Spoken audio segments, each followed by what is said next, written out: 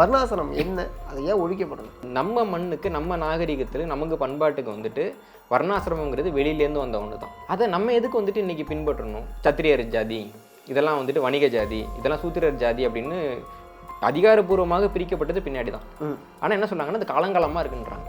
ரண வைத்தியம், புண்ணுக்கு இல்லை அறுவை சிகிச்சை பார்க்கக்கூடிய மருத்துவங்க எல்லாமே சூத்திரர்கள் அப்படின்னு இருக்கு. இதான் அசைவமே சாப்பிட மாட்டில்ல, எப்படி நீ வந்து ஒரு மனுஷனோட கையை அறுத்து வைத்தியம் பார்ப்ப, அவன் ரத்தத்தை எப்படி நீ நேரில் பார்ப்ப? அப்போது அத்தனை ஆண்டு காலமாக யார் பார்த்துக்கிட்டு இருந்தாங்கன்னா, ஈவே ராமசாமி அவர்கள் வந்துட்டு சொல்கிறாரு, சூத்திரர்னு நம்ம சொல்கிறோம் இல்லைங்களா, அவர்களுக்கும் பறையர்களுக்கும் வந்துட்டு நம்ம சேர்க்கக்கூடாது அப்படின்ற மாதிரிலாம் அவர் பேசியிருக்கிறார். வர்ணாசிரமம் என்ன, அதை ஏன் ஒழிக்கப்படணும்? வர்ணாசிரமங்கிறது இப்போ இந்த தொழில் செய்யக்கூடிய சாதி இந்த படிநிலையில் இருக்கும். பிராமணர் அறுதொழில் செய்வோர்னு சொல்லுவாங்கள்ல, வேதம் வந்து ஓதல், ஓட்டுவித்தல், அப்புறம் வந்துட்டு வேள்வி செய்தல், அதெல்லாம் பண்ணுறவங்க வந்துட்டு பிராமணர், இவங்க மேல் வரணும். அப்புறம் வந்துட்டு சத்திரியர், அரசர், சண்டைக்கு போகிறவங்க, இவங்கெல்லாம் சத்திரியர் 2வது வரணும். வணிகர் 3வது வரணும். விவசாய தொழில் பண்ணுறவங்க 4வது வரணும். இதுதான் இந்த வர்ணாசிரமத்தினுடைய பிரிவு. இது வந்துட்டு தமிழ்நாட்டில் ஆதி காலத்தில் கிடையாது. நீங்கள் சோழர் காலத்தில் பார்த்தீங்க அப்படின்னா நொப்ரு கரோஷிமா ரொம்ப தெளிவாக குறிப்பிடுவார், தமிழ்நாட்டில் மக்கள்கிட்ட சத்திரியருங்கிற வர்ணமே கிடையாது. சோழர் கல்வெட்டில் சத்திரியர்னு குடித்தா அவன் அரசன்னு அர்த்தம். மக்கள்கிட்ட இவர் சத்திரியர், இவர் சூத்திரர்னு பிரிக்க முடியாது. என்ன காரணம்னா, விவசாயத்தில் வேலை பார்த்தவன் தான் போருக்கும் போனான். எப்படி நீங்கள் பிரிப்பீங்க அவனை? நிலத்தில் கால் வச்சோடனே சூத்திரர்னு சொல்லலாம். ஆனால் அவனை நம்பி தான் நீ போருக்கு இருக்குன்றப்போ அவனை நீ சூத்திரர்னு சொன்னால் அவன் போருக்கு போனான். இப்படி வந்து நம்ம வர்ணாசிரமத்தை வந்துட்டு நம்ம வாழ்க்கை முறையில் உடைச்சிருக்கோம். இப்படி தான் தமிழ்நாடு இருந்தது. ஆங்கிலேயர்கள் வந்த புதுசில் அவங்க வந்துட்டு சென்செக்ஸ் எழுதுகிறப்போ பிராமணர் இல்லாத மற்ற எல்லாரையும் சூத்திரர்னு தான் எழுதுனாங்க. இங்கே பிராமணரே அப்படி தானே சொல்லுவாங்க, எங்களை தவிர பாக்கி எல்லாருமே சூத்திரர்கள் தான், அவங்களுடைய பார்வையே அப்படி தான் இருக்கும். ஆமாம், அப்படி தான் அவங்க எழுதுனாங்க.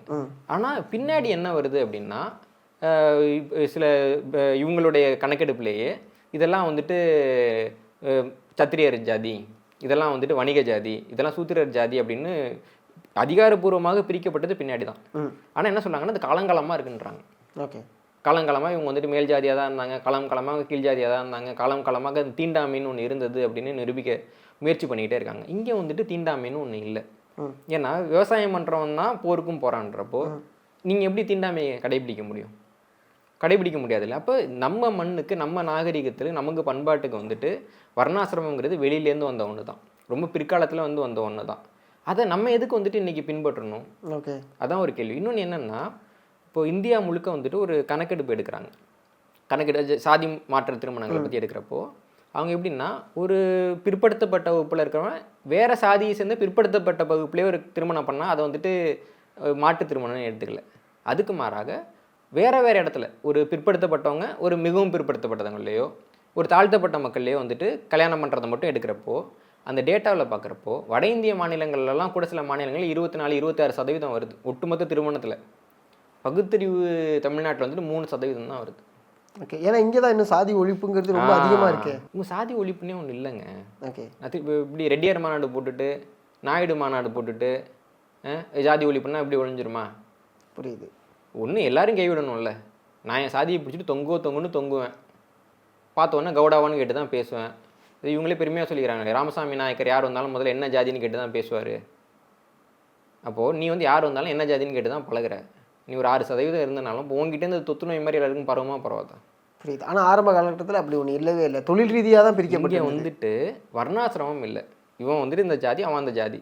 ஆனால் இவன் மேல் ஜாதி, அவன் கீழ் ஜாதின்னு கிடையாது. ஓகே, அதுவும் தொழில் ரீதியாக தானே ஃபஸ்ட்டு பிரிக்கப்பட்டது. தொழில் ரீதியாக நம்ம பிரிக்க முடியாது. நான் உதாரணம் சொல்கிறேன். தொழில் ரீதியாக பிரிக்கிறாங்கன்றாங்கல்ல. வர்ணாசிரம திருமப்படி ரண வைத்தியம், புண்ணுக்கு இல்லை அறுவை சிகிச்சை பார்க்கக்கூடிய மருத்துவங்க எல்லாமே சூத்திரர்கள் அப்படின்னு இருக்குது.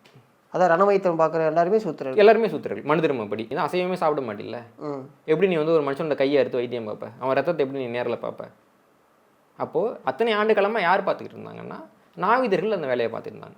ஏன்னா அவங்க இயல்பாகவே வந்துட்டு அறுக்கிறப்போ அவங்க கத்தி கூட பழக்கம் இருக்கிறவங்க, அவங்க வந்துட்டு தோலை தொட்டு பார்க்கக்கூடியவங்க, புண்ணு ரத்தம் அதெல்லாம் அவங்களுக்கு பழகி இருக்கும் இல்லைங்களா. அவங்க வந்துட்டு அறுவை சிகிச்சையும் பார்த்துருக்காங்க, அது இல்லாமல் அவங்க வேதமும் படிச்சிருக்காங்க. ஓகே, அதுக்கான எல்லாமே இருக்குது. அப்போது வர்ணாசிரமம் இப்படி தானே வேலைன்னு சொல்கிறேன்.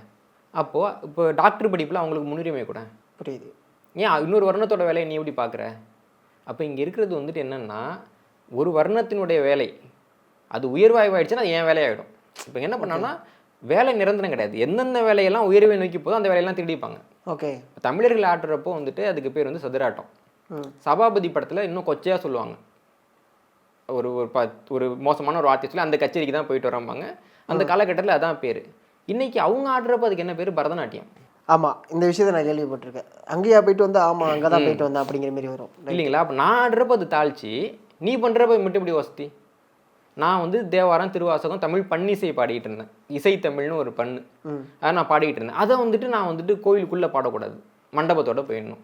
அந்த பண்ணிலிருந்து திருடி உருவாக்கப்பட்ட இன்னொரு இசை வடிவம் வந்துட்டு கர்நாடக இசை. அதை வந்து நீ சாமிக்கு பக்கத்துலேயே போய் பாடிக்கலாம், நீ ஆராதனையில் பாடிக்கலான்னு என்ன கதை? புரியுதா உங்களுக்கு? என்னன்னா, எது உயர்வாக இருந்தாலும் அவர்கள் திருடுவார்கள். அதை வச்சுட்டு அவன் திருடினதெல்லாம் நம்மளோடது இல்லைன்னோ இருக்கணும் நம்ம சொல்ல முடியாது. புரியுது இல்லைங்களா? அப்போ இந்த முறை முற்றிலுமாக கைவிடப்படணும். ஓகே. இப்போ நம்ம பார்க்குறோம், மைக்கேல் ஷூமேக்கர்னு பேர். அவர் செருப்பு தச்சிட்டு இருந்தாரா என்ன? அவர் வந்துட்டு ஃபார்முலா 1 வீரர். ஆமாம். ஷூமேக்கருங்கிற பேராக இருக்குது. அதனால் உயர்வும் இல்லை, தாழ்வும் இல்லை, ஒன்றும் இல்லை. புரியுது இல்லைங்களா? அப்போது இந்த இடத்துல வந்துட்டு என்னென்னா, உலகம் முழுக்க குடிப்பெயர்னு ஒன்று இருக்குது. அதுக்கும் நமக்கும் இருக்க வேறுபாடு என்னென்னா, எந்த இடத்துலையும் குடிப்பெயரில் வந்துட்டு வர்ணாசிரமம் கிடையாது, படிநிலை கிடையாது. நம்ம ஊரில் இருக்க பெரிய பிரச்சனை படிநிலை. தமிழ்நாட்டில் சாதி வலுவாக இல்லை, சாதி மாற்ற திருமணங்கள் நிறையா நடக்குது. இங்கே என்ன வலுவாக இருக்குன்னா, வர்ணாசிரமம் வலுவாக இருக்குது. வர்ணாசிரமத்தை மறுத்து ஒரு ஸ்லாபில் இருக்கிறவங்க இன்னொரு ஸ்லாபில் தான் திருமணம் பண்ண முடியல. அப்போது எது வந்துட்டு உண்மையான பிரச்சனையோ, எது பின்னால் வந்ததோ, எது இந்த மண்ணுக்கு தொடர்பு இல்லாததோ, எது அந்நியர் கொடுத்ததோ, எதனால் இந்த சமூகம் சீரழிதோ, அதை நம்ம ஒழிக்கணும்னா, நமக்கு வந்துட்டு உடம்புல ஒரு இடத்துல கேன்சர் வருதுன்னா கேன்சர் கட்டியை தான் பிச்சை தானே போட முடியும். அந்த பகுதியே வெட்டுவோன்னு சொல்கிறது நல்ல மருத்துவம் கிடையாது, வாய்ப்பும் அதுக்கு குறைச்சல். அதனால் இந்த மண்ணிலிருந்து வர்ணாசிரமம் வந்து ஒழிக்கப்படணும். வர்ணாசிரமம் தான் இந்த சமூகத்தினுடைய பிரச்சனைங்கிறத பற்றி பேசப்படணும். வர்ணாசிரமம் இல்லாமல் நம்ம ஒரு காலத்தில் இருந்தோம், நிறைய சான்றுகள் இருக்குது. இன்றைக்கி இவங்க யாரெல்லாம் தாழ்த்தப்பட்டவங்கன்னு சொல்கிறாங்களோ அவங்க எல்லாம் வந்துட்டு மற்ற மனிதர்கள் கூட சமமாக இருந்தாங்க, கோயில் பூசாரிகளாக இருந்தார்கள்ன்றது, கோயிலுக்கு கொடை கொடுத்தார்கள் என்பதற்கு, சமூக மரியாதையோடு இருந்தார்கள் என்பதற்கெல்லாம் அவ்வளவு சான்று தமிழர் வரலாறு இருக்குது. அதெல்லாம் எடுத்து போட்டு அவன் இந்த சமூகத்தில் உங்க கூட மரியாதையாக இருந்தவன் தான், அவனுக்கு அந்த மரியாதையை திரும்ப கொடுன்றப்ப அந்த மக்கள் கொடுப்பாங்க. ஓகே, இயல்பு தானே. இல்லை அதையுமே இப்போ கொடுக்க மறுக்கிறாங்கல்ல. யார் முதல்ல அதை பேசினாங்க? புரியுது, பேசுறதுக்கு யார் இங்கே தயாராக இருக்கா? தயாராக இல்லை. நான் நினைக்கிறேன் இந்த தமிழ்நாட்டில் ஒரு காலகட்டத்தில் நாடார் சமூக மக்கள் வந்துட்டு என்ன மாதிரி ஒரு நிலைமைக்கு ஒரு நிலைமை வந்துச்சுன்னு நம்ம பார்த்தோம். தள்ளினப்போ அவங்க அதை ஏற்றுக்கிட்டாங்களான்னா ஏற்றுக்கல. நீ என்னடா சொல்கிறது, எனக்கு தாண்டா என் வரலாறு தெரியும்னாங்க. இப்போ வந்துட்டு ஒரு ஆரியர்கள் வந்து அவங்க மேலே வந்துட்டு அந்த புராண கற்பனைகள்லாம் ஏற்றுறப்போ, எங்கள் வீட்டு நல்ல காரியத்துக்கு கூட நான் கூப்பிட மாட்டேன், எனக்கு பிராமணரே வேணாம், என் கல்யாணத்தில் வேணாம், நான் நாவிதரை வச்சு நான் கல்யாணம் பண்ணிக்கிறேன்னு ஒரு நிலைமை வந்துட்டு புறக்கணிப்பை மேற்கொண்டாங்கல்ல. இன்றைக்கி வந்து அவங்க சமூகத்தில் பொருளாதாரத்தில் என்ன நிலைமையில் இருக்காங்க, உலக பணக்காரர் வரிசை வரைக்கும் போயிட்டாங்கல்ல. அப்போது ஒரு இழிவு வருதுன்னா அந்த மக்கள் தான் அதற்கு எதிராக போராடணும்.